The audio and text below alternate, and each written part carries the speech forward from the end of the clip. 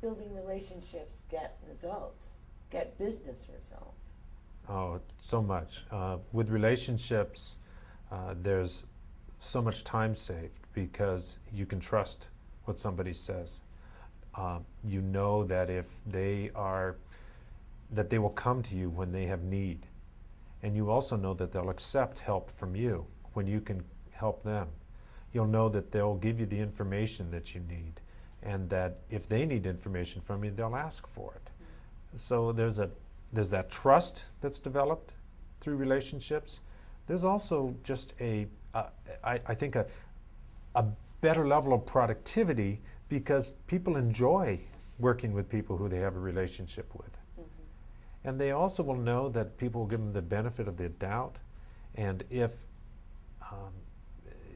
for some reason you're misunderstood, that they will come back and they'll ask for that. They'll also give you grace or forgiveness or a way of letting you explain yourself in more detail if they don't understand you. And if people can feel safe in what, safe because they know that you care about them, that what you offer in love and in truth to help them and to help them grow. If they can have that safety, then those type of constructive feedback are usually quite well received. But you first have to establish that relationship and that trust. And then I like to have people I like to lead them into more of an introspection, maybe by asking questions, by saying, do you see how this could have been perceived this way? Do you see how, as the results as we lined them up, that we didn't really meet all those results? Oh, so when you want to influence someone, you say, you don't tell them, you ask genuine questions, right, and get them thinking?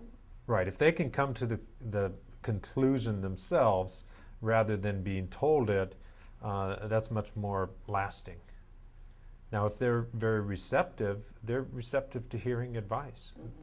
And they'll come to you and say, and maybe sometimes self-revealing, and say, I think I could have done this better. What do you see would have been a better way to do this? And then you can offer advice, you can offer help, you can, that constructive feedback, and they'll start seeking it more with people who they respect and trust and work with. So I like to have the relationship first and the basis of trust, and then you can give constructive feedback, or as you call it, have a courageous conversation. Right, or clarifying conversation, right.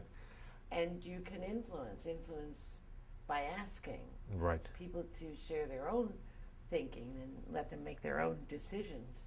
Right.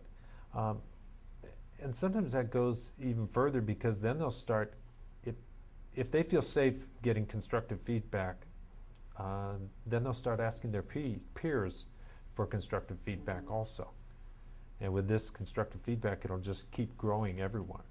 And in that way, your influence spreads, because as a leader, you influence people.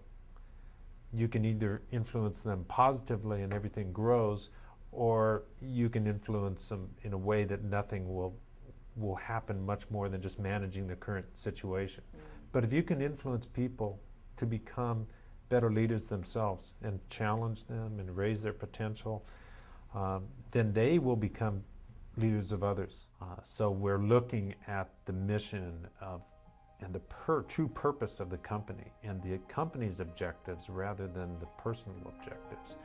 So to help them experience those wins, because everyone really wants to win and wants to be considered, that positive influence on others. So I just see it expanding, and I just love the opportunity to lead and to work in that way, and to have that be such a big part of Datron. It's just wonderful.